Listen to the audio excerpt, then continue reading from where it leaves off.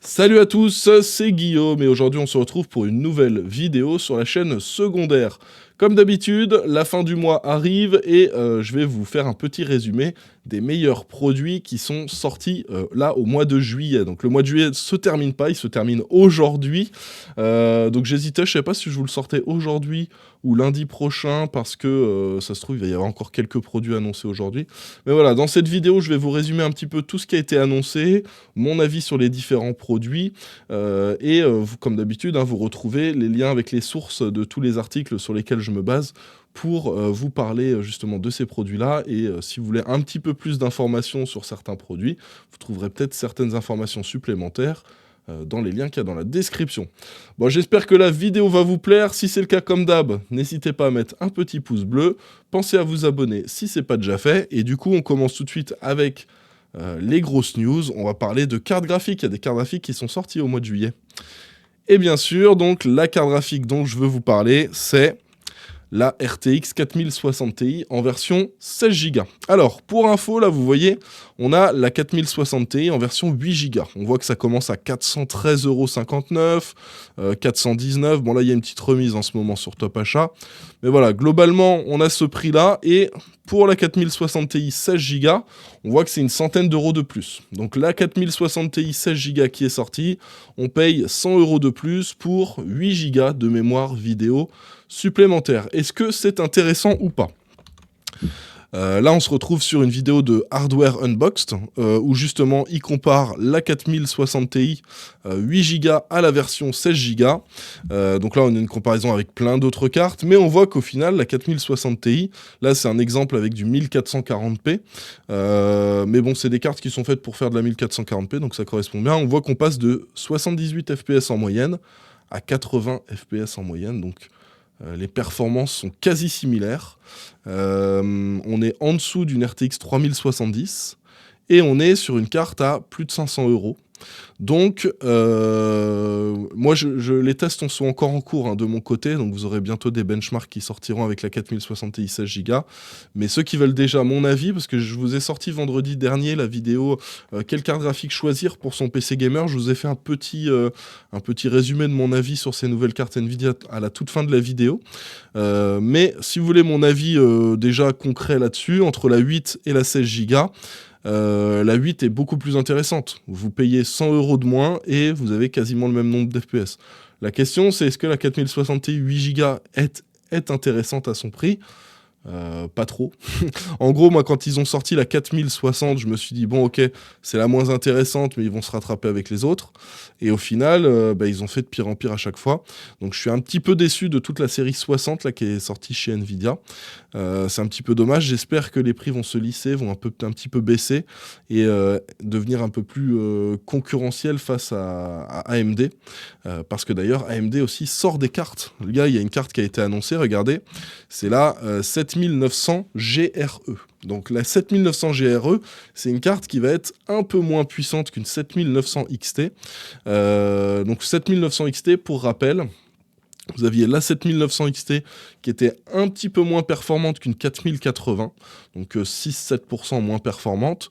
Et vous avez la XTX qui est à peu près pareil, 6-7% plus performante qu'une 4080. Donc côté Nvidia. Et donc là, la 7900 GRE, elle est un petit peu en dessous de la XT. Et globalement, alors on n'a pas encore de tests complets, de choses comme ça, mais a priori, elle devrait se situer entre une RTX 4070 et une RTX 4070 Ti. C'est-à-dire, la 4070, c'est l'équivalent d'une 3080 ou d'une 6800 XT. Et la 4070 Ti, c'est l'équivalent d'une 6950 XT ou d'une 3090 Ti en termes de correspondance. Donc ça veut dire qu'a priori, cette carte, cette 7900 GRE, devrait se situer à peu près entre une 6800 XT et une 6950 XT côté AMD. Le truc, c'est qu'a priori, elle perf très très bien en 4K. Et c'est une carte qui, a priori, devrait être dans les 650 €. Donc 650 € pour une carte qui perf très bien en 4K. J'attends de voir concrètement quand elle sera disponible quel sera le prix, j'attends de voir concrètement quelles seront les performances. Dans tous les cas, dès que ce sera disponible à achat, je vais en acheter une, les tests seront faits et vous aurez plein de benchmarks qui sortiront sur la chaîne, la 3e chaîne YouTube, la chaîne de Benchmark. D'ailleurs, si vous n'êtes pas encore abonné à la chaîne de Benchmark, n'hésitez pas à le faire. Tous les mardis et tous les jeudis, il y a des versus de cartes graphiques qui sortent. Vous pouvez faire vos recommandations d'ailleurs dans les commentaires à chaque fois des vidéos. Si vous voulez, je veux que tu me fasses 7900 XT versus 7900 GRE, voilà, vous pouvez demander. Et ensuite, c'est Diam qui fait les montages et je vous publie tout ça sur cette chaîne-là. Alors c'est une chaîne où il n'y a pas ma tête, hein, c'est juste vraiment des benchmarks bruts comme ça. Et voilà, ça vous donne des petites informations et ça vous aide à faire les bons choix quand vous voulez acheter vos cartes graphiques. Donc là, cette 7900 GRE, j'espère qu'elle sera quand même plus performante qu'une 6950 XT. Parce que la 6950 XT, elle est à 630. Donc si celle-là, elle est à 650, ce sera légèrement moins intéressant. Bon, ça restera quand même une carte intéressante. Et j'attends de voir surtout les performances en 4K, parce qu'a priori, dans les faibles définitions, elle se rapproche de la 4070, mais dès que c'est de la 4K, elle lui met énormément d'avance. Et du coup, pour de la 4K, ça peut être, on va dire, ça peut être la carte graphique intéressante pour ceux qui veulent jouer en 4K sans avoir un énorme budget. Donc voilà. Donc c'est une carte qui, sur le papier, a beaucoup de potentiel. On verra si ça se confirme une fois que les tests seront faits. Et en termes de prix, je pense qu'on va être plutôt bien positionné, parce que si vous allez sur Memory PC, il y a déjà des PC disponibles avec cette 7900 GRE, et vous voyez que ça commence à 1150 €. Ce qui veut dire que vous avez un PC avec un 5700X, 1 Teraoctet de stockage, 16 Go de RAM, donc une bonne config, pour 1150 €. Donc je pense que le 650 € devrait normalement être respecté pour le prix de la carte. Donc c'est une carte qui a l'air plutôt prometteuse. On verra bien ce que ça donnera concrètement, hein, tant qu'on n'a pas eu entre les mains, qu'on n'a pas vu de benchmark, de tests concrets, on peut rien confirmer. Mais c'est une carte qui est quand même à surveiller. Et dès que j'ai plus d'informations, bien sûr, je vous sortirai des benchmarks sur la chaîne de Benchmark. Voilà donc pour la 4060 Ti et pour la 7900 GRE. On enchaîne avec les autres produits intéressants là, qui ont été annoncés au mois de juillet. Et on a quelque chose qui est vraiment super intéressant. C'est sur modding.fr qu'on nous en parle. C'est la MX Experience Box. Donc c'est une petite boîte qui est vendue par Cherry. Cherry, c'est eux qui fabriquent des switches pour les claviers gamers. Il y a énormément de grandes marques, Corsair, voilà, par exemple, qui ont des switches Cherry, en fait, dans leurs claviers. Et en gros, ils ont sorti une petite box comme ça, où on a plein de switches différents, et ça vous permet de tester chez vous. Ce qui est bien, c'est que ça coûte 10 €. Donc ça veut dire, si vous voulez vous acheter un beau clavier, vous dites, allez, je vais mettre 180 € dans un clavier, mais tu te dis, bon, j'ai pas envie de me planter sur les switches. Imaginons, je prends des switches Braun et je déteste, t'as claqué 180, 190 € dans le vide. Là, ce qui est bien, c'est que tu peux payer 10 €. T'as tes petits switches, tu peux les essayer chez toi, voir ce qui te plaît le plus. Tu peux mettre des touches d'un autre clavier si tu veux dessus. Et ça te permet de te faire un avis sur le switch que tu préfères. Donc en termes de switch, il y a du MX Red, MX Blue, MX Brown. Donc ça, c'est le plus répandu. Les Red, c'est linéaire. Donc ça veut dire que vous n'avez aucune résistance quand vous appuyez dessus. Les Blue, il y a une résistance et ça fait clic quand ça s'enclenche. Et les Brown, il y a une résistance, mais ça fait pas clic. Après, vous en avez d'autres, les MX Speed Silver, MX Silent Red, MX Black. Les MX Black, il faut appuyer assez fort dessus. C'est la résistance, le poids qu'il va falloir appliquer sur la touche pour que ça s'active, qui va changer sur du black. Il y a les MX Black Clear Top, MX Ergo Clear, MX Green. MX Green, c'est comme des Blue, mais là aussi, il faut appuyer plus fort que sur des Blue pour activer la touche. Il y a des MX Grey. Donc voilà, vous avez tous les détails, toutes les infos là pour ces switches-là.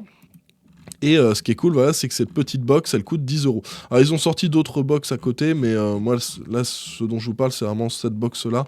Vous avez plein de switches différents et c'est vraiment super pratique quand on veut faire son choix.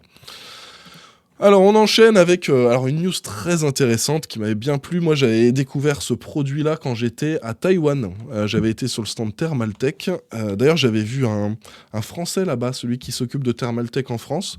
Et il m'avait dit, attends, je vais te montrer tous les trucs stylés qu'on a sur le stand. Et j'avais fait un petit Reels sur Instagram et un TikTok aussi pour parler justement de cette techno. En gros, ils ont un système, ils ont les Swafan EX12 et EX14, donc 12 cm de diamètre ou 14 cm de diamètre. C'est des ventilateurs RGB et ils ont une connexion une connexion magnétique. Ce qui veut dire que tu as ton ventilateur, bam, tu les aimantes, et c'est bon, ils sont connectés. Et après, tu n'as plus qu'un seul connecteur à brancher sur ta carte mère. C'est un petit peu dans le même style que ce qu'a fait très récemment Corsair, qui est vraiment super bien aussi comme techno. Alors après, Thermaltake, je pense qu'ils sont quand même mieux positionnés en termes de prix. Et on a aussi quelque chose dans le même style chez Lianli, avec les Lianli Unifan. Je crois que c'est comme ça qu'ils s'appellent, ces ventilateurs-là. Et le gros avantage, alors ça aussi, c'était le gros point fort que j'avais bien aimé, c'est que vous voyez... vous pouvez acheter... En fait, le souci, c'est quand on met les ventilateurs dans un sens, on a un design, mais dans l'autre sens, c'est toujours moins beau. Et on a souvent l'air qui rentre par le bas, donc les ventilateurs à l'envers, et l'air qui ressort par le haut, donc les ventilateurs à l'endroit. Ce qui fait qu'en gros, on n'a jamais le même visuel entre en haut et en bas. Et là, ce qui est bien, c'est qu'on peut acheter son ventilateur et acheter les petites pales à côté. Pour changer la pale, c'est aimanté, donc tu peux enlever cette pale-là et mettre la pale dans l'autre sens, ce qui fait que tu auras exactement le même design en bas et en haut, c'est juste que en bas, ça fera rentrer de l'air et en haut, ça le fera sortir. Donc c'est vraiment cool qu'ils aient fait ça. Alors je vous montre, j'avais fait un petit Reels à l'époque, regardez, sur Instagram justement, où ça montrait. Donc là, vous voyez, c'est aimanté, il y a un petit câble principal qu'on connecte, et ça y est, tout est connecté. Et là, je vais vous faire la petite démo pour la pale qu'on peut changer et qui va inverser le sens dans lequel va l'air. Donc là, c'est de l'air qui allait vers le bureau. Et là, c'est le contraire. C'est de l'air qui va du bureau vers la main. Là. Et c'est très rapide à faire, très rapide à monter. Donc voilà, c'est vraiment une super technologie. Je valide ça à fond. Et voilà. D'ailleurs, si vous ne me suivez pas encore sur Instagram, n'hésitez pas à le faire. Hein. J'essaie de publier régulièrement des petites vidéos comme ça, et c'est des contenus que vous ne verrez pas ailleurs, que vous verrez pas sur YouTube. Donc voilà, il y a TikTok ou il y a Instagram, suivant vos préférences. Enfin bon, voilà pour les nouvelles techno de chez Thermaltake. Vous verrez un petit peu après, je vais vous parler d'un boîtier aussi qui est pas mal qu'ils ont sorti. Mais là, on enchaîne avec... quelque chose de très intéressant pour les fans d'Evangelion. Je ne sais pas si vous vous rappelez, on avait toute une gamme Evangelion qui était sortie il y a quoi, un peu plus d'1 an maintenant, chez même plus, peut-être plus qu'1 an, hein, chez Asus. Chez Asus, donc ils avaient sorti la carte mère, le boîtier, donc c'était le Helios à l'époque, il y avait une carte graphique, voilà, il y avait tout un setup complet qu'on pouvait se faire avec le water cooling en édition Evangelion. Alors c'était sur un thème avec du vert et du jaune et du violet. Non, du vert et du violet. Ça rendait vraiment super bien. Le souci avec ces produits-là, c'est que c'est des éditions limitées. En général, ça part très vite. Donc c'est compliqué de se les procurer. Là, ce qui est bien, c'est qu'ils sortent une nouvelle série. Donc c'est la gamme Asus ROG Eva 02. Et donc là, ils ont la carte mère. Alors regardez la carte mère comme elle est belle. Donc ils ont la carte mère en édition Evangelion. Ils ont la carte graphique aussi en édition Evangelion, donc c'est les modèles ROG, hein, encore une fois. Alors ce sera la RTX 4090 hein, pour info. Ils ont le water cooling. Alors là c'est le Ryujin 3 360. C'est un petit peu dommage que les ventilateurs soient pas ARGB. J'aurais bien aimé voir de la RGB sur les ventilateurs. Ah si, apparemment les ventilateurs sont dotés d'éclairage RGB, de ce qu'ils disent. Bon, ils n'ont pas l'air comme ça, mais a priori ils l'ont. On a le boîtier aussi, le Hyperion, en édition RGB. On a le support de carte graphique. Vous voyez, c'est assez complet, hein, il y a beaucoup de produits. On a le clavier. Donc là, c'est le ROG Strixscope RX. C'est cool qu'il ait fait sur le RX parce que les switches RX de chez ROG sont vraiment super agréables. Donc le ROG Strixscope, c'est déjà un bon clavier, mais les ROG RX, ça fait un petit peu comme des touches pré-lubrifiées qu'on peut retrouver sur les claviers custom, par exemple. Donc c'est des switches qui sont vraiment super intéressants, super agréables. Et puis on a aussi la souris sans fil. Donc là, c'est la Gladius 3 wireless en édition Evangelion. Donc ça, c'est plutôt cool. Moi, j'aime bien. Si j'arrive à me procurer ces produits-là, je verrai où est-ce qu'on peut les acheter. Pourquoi pas vous faire un build custom là-dessus. Dites-moi dans les commentaires si ça peut vous intéresser. Faut juste que je vois si je peux les acheter quelque part, s'ils sont dispo et tout. S'ils sont pas dispo, je peux toujours passer un petit coup de fil à mon contact chez Asus pour lui demander s'il en a peut-être en stock. Mais ça peut être intéressant de faire un build custom 100% Evangelion. Pourquoi pas l'offrir à un abonné, ça pourrait être assez intéressant. D'ailleurs, j'en profite, ce vendredi sort sur ma chaîne principale une nouvelle vidéo où j'offre un setup. Là, on a fait une surprise à une streameuse On lui a offert un setup de malade. Vous pouvez vous inscrire, je vous mets un lien dans la description juste en bas si vous voulez vous inscrire pour gagner un setup. Donc ce que je vais faire, c'est que tous les 2 mois, à partir de maintenant, là, il va y avoir un setup offert. Et en gros, il y aura un setup offert en France, un autre setup offert en France, suivi de un setup offert à l'étranger. En gros, une fois sur 3, ce sera un setup offert à l'étranger. Le premier setup offert à l'étranger, ce sera en Algérie, fin septembre, début octobre. Je vais aller chez l'un d'entre vous, là, s'il y en a qui me regardent depuis l'Algérie, et je vais offrir un setup. J'aimerais bien faire en 2024 la Réunion. Alors la Réunion, c'est la France, mais c'est quand même assez loin, donc c'est l'occasion de faire un déplacement et d'aller rencontrer des abonnés à la Réunion. Et je vais essayer de faire aussi le Canada. Donc voilà, et si j'y arrive, peut-être la Belgique. Donc voilà, c'est les destinations que j'aimerais bien faire rapidement. Et par la suite, j'aimerais bien aller au Sénégal. Je sais que vous êtes pas mal à me suivre là-bas. Donc voilà, on essaie de s'organiser, mais dites-vous que tous les 2 mois, j'offre un setup, et une fois sur 3, c'est à l'étranger, 2 fois sur 3, c'est en France. Donc voilà, n'hésitez pas à vous inscrire. Le lien est dans la description. Vous mettez mettez bien le contact d'un proche avec qui je peux organiser la surprise, parce que vous allez découvrir que je ramène un setup au moment où je suis là. Donc le but, c'est que j'ai le contact d'un proche avec qui je peux organiser la surprise.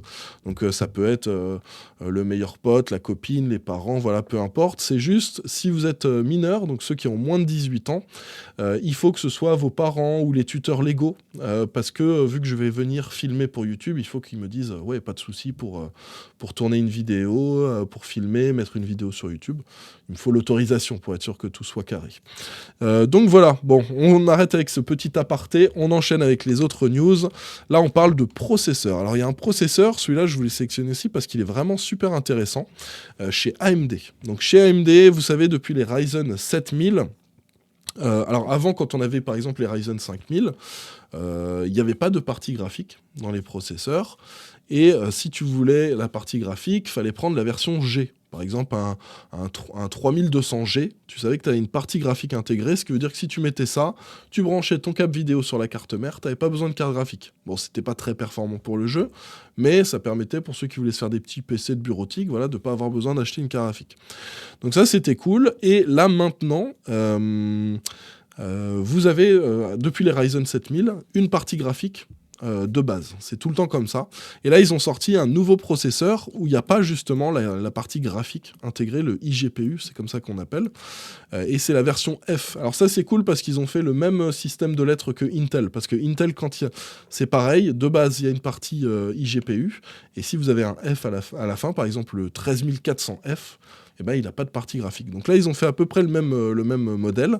On a donc le Ryzen 5 7500 pour 179 $. Donc en termes de positionnement, c'est très intéressant, le positionnement tarifaire, parce que ça va être concurrentiel face à ce qu'on retrouve déjà chez AMD et face à ce qu'on retrouve aussi chez Intel. Donc ça, c'est cool. Plus il y a de concurrence entre AMD et Intel, mieux c'est pour nous. Donc je sais qu'il y en a, ils sont Team Intel ou Team AMD, ils veulent que Intel écrase AMD et inversement.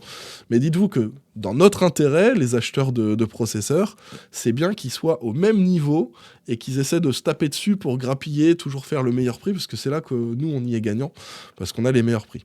Donc quand il y a des processeurs comme ça, par exemple là, celui-ci, le 7500F, qui va rentrer directement en concurrence avec le 13400F, le 13500, etc., ça va être super intéressant pour les consommateurs. Donc bonne nouvelle qu'il y ait ce processeur-là. Pour info, c'est un petit peu comme un 7600X, sauf que vous n'avez pas la partie graphique et vous avez 100 MHz de moins. Donc en termes de perf, ça va quand même être très similaire. Regardez, si on le compare par exemple à un 7600, il est 2,6% moins perf qu'un 7600, qui lui est 3,7% moins perf qu'un 7600X. Gardez bien en tête que si vous prenez votre 7500F, vous lui faites un petit overclocking, bam, vous vous retrouvez avec les mêmes perfs que celui-ci. Et vous voyez la différence de prix, c'est vraiment très élevé. Donc, très très bonne nouvelle, la sortie de ce processeur. C'est cool, on attend de voir quel sera le prix concret, parce que là on sait que c'est 179 $, mais ça va être moins intéressant si on le voit apparaître sur LDLC à 249 €. Donc on attend de voir le prix concret en euros en France, chez les différents revendeurs, et les perfs concrètes, mais ça annonce que du bon, hein, donc on espère que le tarif sera respecté en France. On enchaîne avec un petit refroidissement intéressant. Si vous avez une 7900 XTX Red Devil, il y a un bloc de refroidissement, hein, pour le water cooling qui vient d'être créé par AlphaCool. Donc c'est disponible. Ce qui est bien avec AlphaCool, c'est que c'est fiable et c'est pas cher. Donc si vous voulez quelque chose de bonne qualité qui va bien fonctionner, qui sera fiable sans exploser le budget, c'est vraiment super intéressant. Alors je sais qu'il y en a beaucoup qui ne jurent que par EK Waterblock, etc. Alors oui, EK c'est de très bonne qualité aussi, mais le rapport qualité-prix pour moi est beaucoup plus intéressant chez AlphaCool, parce que chez EK on paye vraiment très très cher, et quand on a un budget un peu serré, qu'on veut se faire un water cooling, on n'a pas forcément envie de mettre 1000 € juste dans le matériel de water cooling. Là, avec AlphaCool, on peut vraiment faire des trucs cool pour pas très cher. Donc voilà, plutôt une bonne nouvelle pour ceux qui ont une 7900 XTX modèle Red Devil. Alors la backplate, regardez, hein, je vous le montre rapidement, elle est en noir, comme ça. L'intérieur, donc la partie là, vous avez donc du RGB, avec le liquide qui passe à ce niveau-là. Donc voilà, c'est plutôt cool. À côté de ça, on a une carte graphique extrêmement moche. Je voulais absolument vous la montrer parce que je voulais vous montrer qu'il y a des êtres humains qui se sont dit que ce serait une bonne idée de créer une carte graphique comme ça. Alors c'est la RX 7600 Party Animals. Donc a priori ça a été sorti pour l'événement le China Joy 2023. Bon c'est pas très très beau comme carte graphique, mais bon, ils ont sorti ça. Peut-être qu'il y en a parmi vous qui vont aimer, dites-le nous dans les commentaires s'il y en a qui aiment bien ça. Moi perso, j'ai l'impression que c'est un jeu... comme quand j'étais petit, moi j'avais des jeux Fisher-Price. Je sais pas s'il y en a qui connaissent ça, je sais même pas si ça existe encore, Fisher-Price. Ça me fait penser à mes jeux de quand j'étais petit, donc on dirait vraiment un petit jouet, le truc. Bon, ils ont sorti aussi, il y a un boîtier. Le boîtier fait quand même un petit peu plus classe, mais bon, ça fait encore enfantin, quoi, donc je suis pas très très fan non plus. Mais voilà, il y a quelques petits accessoires qui sont arrivés. Bon, moi je suis pas fan, mais je voulais quand même vous partager ça, parce que dès qu'il y a des éditions un petit peu limitées, custom, tout ça, j'aime bien vous partager ça dans cette émission, parce que je sais que ça peut plaire à certains. Et bien sûr, on ne vous juge pas, hein, ceux qui aiment bien cette carte graphique. Un tout petit peu quand même. Alors à côté, on a Inno3D qui sort des blocs pour les RTX 4090. Donc ça aussi, c'est une bonne nouvelle. Donc le modèle iChill Frostbite Pro et le iChill Frost Elite. Donc les deux, enfin Frostbite Ultra. Donc là pour ces deux modèles-là, maintenant vous avez un waterblock pour justement watercooler la carte qui à la base n'est pas watercoolée. On est sur des bons blocs encore de refroidissement. Donc voilà, tout ça c'est plutôt cool, parce que le souci c'est quand on achète une carte, des fois on achète la carte et on se rend compte qu'il n'y a pas beaucoup de blocs de disponibles, et plus il y a de modèles et plus il y a de choix possibles pour ces cartes-là, mieux c'est.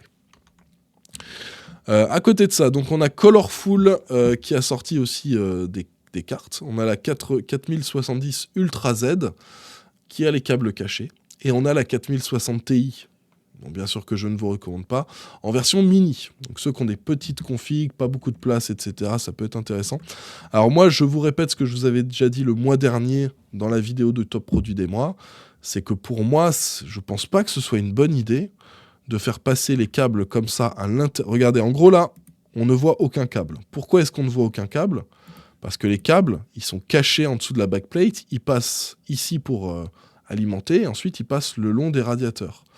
Mais le souci, c'est que la carte, quand elle chauffe, elle transmet sa chaleur au radiateur.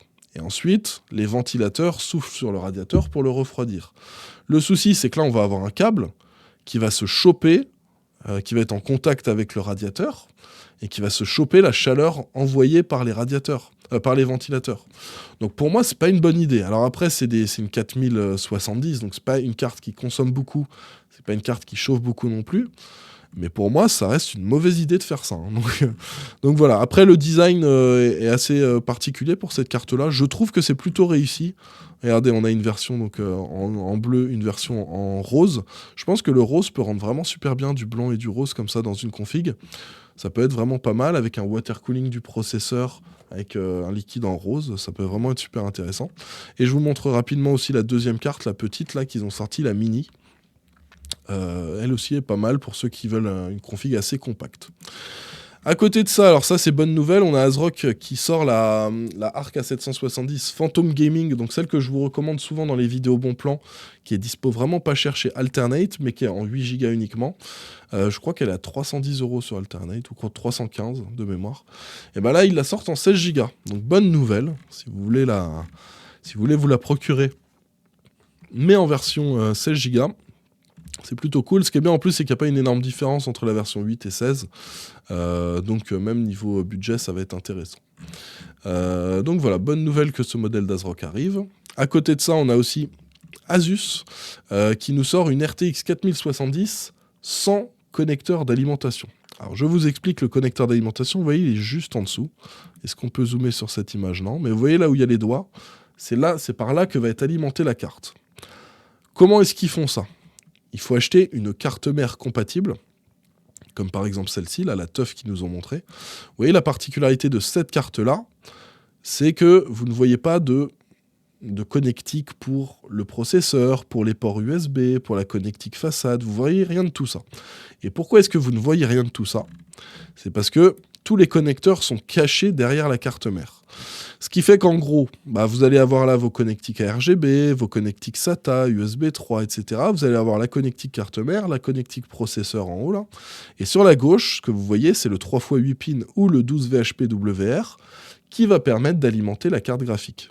Et donc, l'alimentation se fait à ce niveau-là, vous voyez, au niveau de ce petit connecteur-là, qui va venir alimenter la carte graphique. Bon, en soi, j'aime bien le concept. Le truc, c'est que c'est tout nouveau. Moi, j'ai peur qu'il y ait des bugs, déjà, première chose. Deuxième chose, c'est propriétaire. Là, il n'y a que Asus qui le fait. Donc, ça se trouve... en gros, ça veut dire, là, tu achètes la carte graphique, plus la carte mère. Le jour où tu changes de carte graphique, tu vas galérer à revendre la carte graphique si le truc, c'est pas démocratisé. Parce que personne pourra accepter ta carte graphique. Donc, ça aussi, c'est problématique. Donc voilà, c'est un peu particulier. Autant acheter juste la carte mère, c'est moins problématique. Mais acheter la carte graphique, ça t'oblige à prendre la carte mère. Et je pense qu'il faut revendre le tout. Mais bon. En soi, il y a un gros potentiel dans ce produit-là. Ça pourrait être bien que ce soit normé, ce mode d'alimentation. S'il y a une norme là-dessus, ça peut être vraiment cool. Et une fois qu'il y a une norme, faire en sorte que ce soit développé chez plusieurs marques. Parce que moi, j'aimerais bien pouvoir mettre cette carte ROG sur une carte mère Gigabyte, par exemple. Donc voilà. Bon, il y a du potentiel, mais c'est pas parfait. Et j'attends de voir comment ça va se développer. Mais c'est plutôt cool qu'ils nous fassent ça. Et en plus de ça, on n'a plus aucun câble qui est visible. Et ça, c'est génial. On enchaîne avec les périphériques. Alors, pas mal de périphériques annoncés ce mois-ci. Donc, on a Roccat qui a lancé le Vulcan 2. Donc, voilà. Et on a aussi une version mini et une version sans fil. Donc ça, c'est plutôt cool. Roccat Vulcan, c'est des très très bons claviers. Et là-dessus, on est sur les switches mécaniques Titan 2 Red. Voilà, du très très haut de gamme. On a la version mini R. Donc là, c'est petit modèle sans fil. Donc c'est plutôt cool. Moi, les modèles de chez Roccat, je valide à chaque fois. Je trouve que les claviers sont de bonne qualité, confortables, et aussi que... le prix n'est pas trop abusé aussi, je trouve. Alors c'est vrai qu'à une époque, ils ont eu le Roccat Vulcan... c'était lequel exactement? C'était le 120, je crois. Ils avaient un souci, il y avait le revêtement qui partait sur les touches. Bon, c'était pris en charge par le service après-vente, ils l'ont changé. Moi, j'avais demandé à Roccat à l'époque d'où venait ce souci. C'était un souci sur une production... c'était pas sur toutes, sur tous les claviers, mais ils avaient une série où il y avait eu le souci. Il m'avait dit que normalement le problème était résolu et que dans tous les cas, quand les gens avaient des soucis, ils reprenaient, ils renvoyaient un nouveau modèle. Donc voilà, ça c'est plutôt cool parce que quand on a un souci, au moins le problème est réglé par le SAV. À côté de ça, on a aussi Razer qui a sorti le Razer Black Widow V4. Donc regardez, on a le V4 à ce niveau-là et on a le V4X à ce niveau-là. Il y a des petites différences entre les deux. Vous voyez qu'il y en a un, il y a un repose-poignet, il y en a un où il y a, les macros sont différentes. Voilà, il y a des petites choses qui vont changer entre les deux. Le RGB aussi sur le côté, voilà. On va dire que le X c'est une version un peu plus haut de gamme, mais sur le papier les deux ont l'air très très bons. À voir aussi le prix. N'oubliez pas que quand un produit sort, vous voyez, 189 € pour le V4X et 150 € pour le V4. ça fait quand même un certain prix. Ça fait quand même un certain prix et n'oubliez pas que Razer, en fait, ils sortent des produits. Les produits sont chers. Dans le temps, ils baissent pas énormément. Et le bon moment pour les acheter, c'est pendant les Prime Days ou pendant le Black Friday. Donc pour info, le Black Friday, c'est le dernier vendredi du mois de novembre. Et ça commence en général dès le début de la semaine où vous pouvez avoir des prix. Alors il n'y aura peut-être pas le V4 cette année, mais si vous êtes patient et que vous voulez vous acheter le V4 en novembre 2024, vous l'aurez très certainement à un prix super intéressant. En général, c'est du moitié prix, c'est 50 ou 60% de réduction sur les produits Razer. Donc ça peut être intéressant d'attendre un petit peu. Moi, c'est la recommandation que je donne à chaque fois. Razer, c'est pas la marque à acheter tout neuf. Vaut mieux attendre un petit peu et profiter des réductions. À côté de ça, donc on a un clavier, c'est le Polychroma RGB. Regardez comme il est beau ce clavier. Je l'ai sélectionné uniquement parce que je le trouve vraiment magnifique. Donc c'est un clavier qu'on retrouve, alors où on a les touches qui sont entièrement transparentes. Hein. C'est ça qui fait vraiment la grosse particularité de ce clavier-là. En termes de format, c'est assez particulier. Hein. On est sur un format vraiment très petit. Et c'est un clavier, surtout qu'on retrouve à un prix très intéressant. On le retrouve à 39,99 $, regardez. 39,99 $ chez Glorious Gaming.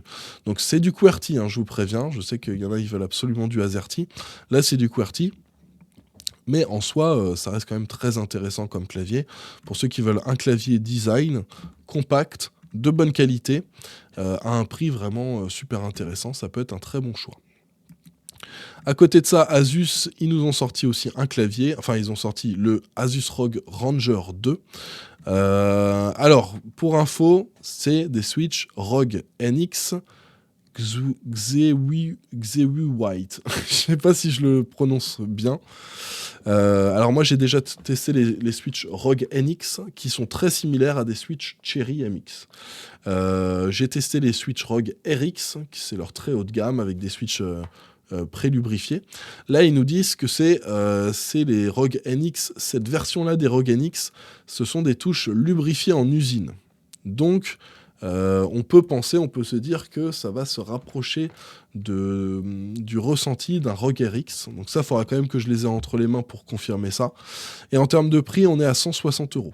Mais ça peut être quand même assez intéressant, un clavier de cette qualité-là, sachant que c'est un clavier qui est en sans fil en plus de ça. Donc clavier sans fil, c'est un petit peu plus cher en général. Mais si on a le même ressenti qu'un clavier ROG RX, en sans fil, tout ça pour 160 €, ça peut être vraiment super intéressant. À côté de ça, on a aussi Gigabyte, là on va passer assez vite. Gigabyte qui nous sort une souris sans fil et ultra légère. Alors attendez, je vais vous redonner le prix exact. On est à 74 grammes pour cette souris. Et bah voilà, c'est plutôt cool. C'est une souris ultra légère, mais qui n'a pas un look de souris ultra légère. Je sais qu'il y en a, ils ont un petit peu du mal avec vous savez, les souris, il y a plein de trous dedans. Je sais qu'il y en a, ça les dérange. Là, ce qui est cool, c'est qu'on a une souris fonctionnelle, sobre, avec un look gamer quand même, un petit peu d'éclairage dessus. Et on a une souris qui reste quand même très légère. Donc, bonne nouvelle aussi que ce produit soit sorti. Côté Razer, alors ça, c'est très spécial, je suis un petit peu mitigé. Parce qu'ils nous ont sorti toute une gamme sur la thématique de PUBG, PlayerUnknown's Battleground. En gros, ils ont sorti clavier, casque et souris en édition spéciale. Donc regardez la souris, si on regarde un petit peu en détail, on voit qu'on a Lipovka, Georgiopol, Zarki, toutes les villes qu'on retrouve dans la première map de PUBG. C'est un petit peu pareil pour le repose-poignet du tapis de souris. Et pareil pour le casque, on voit que là on a Los Leones, vous savez c'est la map c'est la map qu'on retrouve dans le désert là. Je sais plus si c'était la deuxième ou la troisième map qu'ils avaient sorti.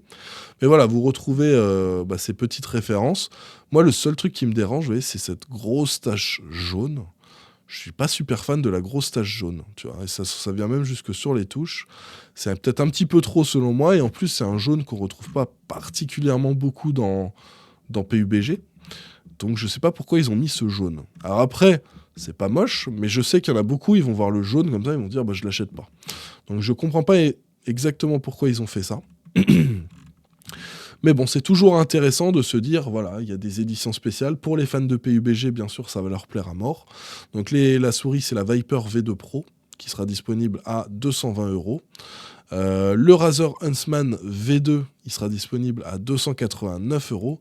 Et le Razer Barracuda X, il sera à 169 €. Donc voilà, vous voyez que la conversion dollar-euro, elle fait quand même un petit peu mal, hein. Donc comme d'habitude, hein, avec Razer, on attend le Black Friday. C'est ça la phrase qu'il faut garder en tête. À côté de ça, on a un boîtier assez intéressant. Bon, il ne sera pas disponible en France. Déjà, je le dis tout de suite, il sera disponible au Japon.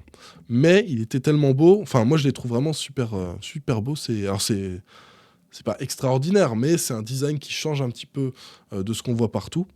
Et ils sont très sobres, mais je les trouve très réussis. Alors, c'est quoi la marque? C'est le Wizmax EH1 Mondrian. Et regardez, donc vous avez des plaques de couleurs comme ça sur la façade. Là, on voit qu'on a du blanc, du gris, du rose. Là, on a du orange, du jaune et du noir. Donc c'est plutôt pas mal, je trouve, comme design. Après, à l'intérieur, c'est très classique, hein. Mais je trouve que l'esthétique de ces claviers est quand même plutôt réussie. Alors, à voir si l'airflow restera bon dedans, parce qu'il n'y a pas énormément d'ouverture. Mais bon, sinon, les claviers ont l'air... Enfin, les boîtiers ont l'air quand même plutôt réussis. Donc voilà, je voulais juste partager ça avec vous. Sachez que vous ne pourrez pas les acheter, sauf si vous faites un petit tour au Japon, vous pouvez les acheter sur un site là-bas et que vous payez les frais de port. Mais voilà, ça reste quand même assez intéressant comme boîtier. Thermaltake, je vous en parlais tout à l'heure, ils ont sorti donc leur nouveau boîtier, ils ont sorti le Tower 200. Alors moi j'avais le Tower 100 à l'époque, c'était mon PC de stream, de régie, etc. Ça fonctionnait bien, mais il avait quand même un petit défaut, il était légèrement trop petit. En gros, je vous explique, là sur ce modèle-là, alors, attendez, on va essayer de zoomer un petit peu. Vous voyez, sur ce modèle-là, on peut mettre un water cooling, là, ici. Et ça, c'est cool. C'est quelque chose que moi, je ne pouvais pas faire avec le Tower 100. Le Tower 100, il était un petit peu moins large. Tu pouvais mettre un ventilateur ici, sur le bloc où il y a la lime, un ventilateur en haut, et c'est tout. Donc, tu étais assez limité en termes de refroidissement. Alors après, le boîtier est quand même full mesh, donc l'air circulait bien, j'avais pas de souci de chauffe. Mais si j'avais voulu mettre une très très grosse config, ça aurait pu être problématique. Et là, avec le Tower 200, ce qui est bien, c'est qu'ils ont agrandi certaines parties. Et vous voyez que maintenant, on peut mettre un 240 ou même les cartes graphiques de 280 mm. Donc voilà, c'est plutôt cool. Et même jusqu'à 380 mm pour la config. Donc voilà, c'est plutôt positif. On a plusieurs coloris.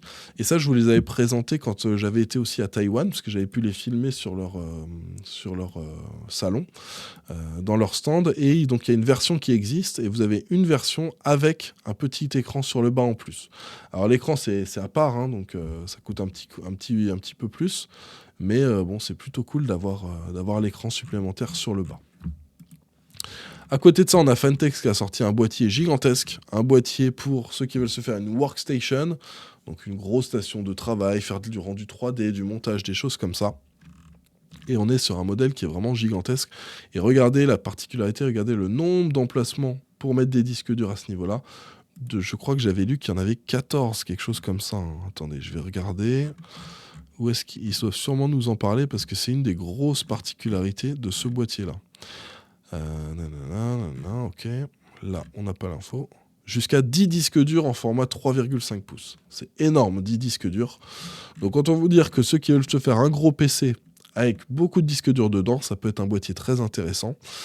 C'est 159 € pour la version classique, 169 € pour la version avec une vitre en verre trempé. Je trouve que le tarif est très correct, hein, pour un boîtier de cette qualité-là. À côté de ça, on a le Raijin Tech Zophos Ultra. Alors là aussi, si vous voulez mettre masse de disques durs, ça va être un boîtier intéressant. Alors celui-ci, je ne pense pas que la qualité sera aussi bonne que le Fantex. À mon avis, ça va quand même être légèrement en dessous en termes de qualité. Par contre, ouais, vous pouvez mettre 14 emplacements. Enfin, vous avez 14 emplacements de disques durs. Donc vous pouvez mettre 14 disques durs de 3,5 pouces. C'est plutôt cool. Alors les dimensions, on est à 254 par 598 par 597, mais surtout on est à 17 kg à vide. Donc on est quand même sur un très très gros boîtier, mais dans tous les cas, je pense que vous vous en rendez compte assez rapidement quand vous voyez la largeur du boîtier. Donc ça c'est un port PCI Express, donc vous voyez qu'on a même 3 slots supplémentaires possibles. Et on est sur du mesh pour la façade, donc avec ça on va avoir de l'air qui va bien circuler au travers du boîtier. Un autre boîtier intéressant, cette fois-ci, c'est chez Antec. On a le AX61 Elite. La particularité de ce boîtier, regardez, vous avez 4 ventilateurs ARGB, Donc vous pouvez mettre, c'est des 120, vous en avez 3 120 à l'avant et un 120 à l'arrière. Et l'avantage de tout ça, c'est que le boîtier à lui tout seul coûte 80 €. 79 €, c'est son prix public conseillé. Alors vous le trouverez peut-être un peu plus cher, vous le trouverez peut-être un peu moins cher, mais on va dire 79 €, c'est le prix que la marque elle dit. Normalement, c'est le prix auquel vous devriez le retrouver. Et donc tout ça c'est plutôt cool, ça fait alors je sais qu'il y en a beaucoup des boîtiers de ce type-là, mais c'est des boîtiers qui sont très intéressants quand on veut se faire des configs à entre 800 et 1 300 1 400 €. Ça permet de pas mettre une fortune dans le boîtier, d'avoir quelque chose de correct, de pas avoir besoin de racheter en plus de ça des ventilateurs. Parce que là tu te fais une config, tu mets un water cooling 240 sur le dessus, tu as déjà tes 4 autres ventilateurs et tu es tranquille. Donc voilà, donc c'est plutôt cool. Je valide ce genre de boîtier et puis bien sûr, si je le valide, ça veut dire qu'on est sur du mesh pour la façade, donc avec une bonne circulation de l'air dans la config. Et enfin, le dernier produit. Donc là, c'est exactement pareil, on est sur un boîtier. C'est le Deepcool CH560 digital et il y a aussi le CH560. Alors la différence entre le digital et le normal, c'est, vous voyez là, il y a un petit écran sur le bas. Et c'est la version digitale, et puis l'autre, c'est la version classique. Là, on est sur un boîtier full mesh, ça c'est cool, avec des ventilateurs RGB qui sont fournis. Donc on en a 3 de 140 mm à l'avant et un de 120. Donc avec ça, vous aurez un gros flux d'air. Et ce qui est bien en plus, c'est que les ventilateurs n'auront pas besoin de tourner à fond vu que c'est des gros ventilateurs, donc ça fait encore moins de bruit. Et l'autre chose intéressante, regardez, on en vient tout de suite, c'est que si vous voulez la version sans le petit écran là, c'est 119 €. Si vous voulez avec le petit écran, c'est 129. Et ça, je trouve que c'est vraiment cool. Ils se sont pas moqués de nous, Deepcool, parce qu'ils ont rajouté que 10 € au prix pour avoir le petit écran. Alors qu'on sait très bien que chez certaines marques, ça aurait été 70 € de plus si tu veux la version avec écran. Donc voilà, moi je valide ce boîtier-là. Et je pense que ça peut être intéressant de mettre les 10 € supplémentaires. Excusez-moi. Je pense que ça peut être intéressant de mettre les 10 € de plus. Et qu'est-ce qui m'arrive ? Je vais décéder avant la fin de la vidéo.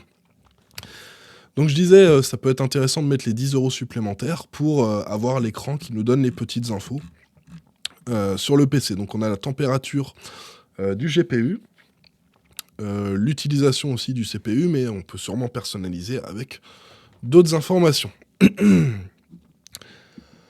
Alors voilà pour les produits dont je voulais vous parler. Alors j'ai mal à la gorge, je sais pas ce qui m'arrive. Je me demande si c'est pas des allergies qui arrivent. Mais bon, j'ai survécu jusqu'à la fin de la vidéo, c'est ce qui compte. J'espère que la vidéo vous a plu. Si c'est le cas, comme d'hab, n'hésitez pas à mettre un petit pouce bleu. Je vous rappelle que vous avez les sources de toutes les news là que je vous ai montrées, parce qu'on est sur des sites d'actualité français qui nous transmettent les infos justement sur ces produits, etc. Si vous voulez plus d'informations, si vous voulez lire l'article en entier, voilà, tout est dans la description juste en bas. N'hésitez pas à aller faire un petit tour et à les soutenir aussi. Et puis, je vous rappelle que sur cette chaîne, là, tous les mercredis, les vidéos bons plans. Donc, on se retrouvera mercredi pour les bons plans. Cette semaine, il y a aussi une vidéo prévue mardi et jeudi sur la chaîne de Benchmark. Le lien est en description. Et puis, vendredi, vous avez la vidéo où j'offre un setup à une streameuse. Et c'est un setup de malade là que j'ai offert. Je crois que, pour moi, c'est le plus beau setup que j'ai offert depuis que je fais des setups. Donc j'espère que la vidéo vous plaira. Et n'hésitez pas à vous inscrire pour les prochains setups que je vais offrir. Allez, je vous abandonne. Je vais aller essayer de me soigner là la gorge. Là, je sais pas ce qui m'arrive. Je vais aller boire un petit verre d'eau. On se retrouve dans quelques jours pour une nouvelle vidéo. En attendant, portez-vous bien. Ciao tout le monde.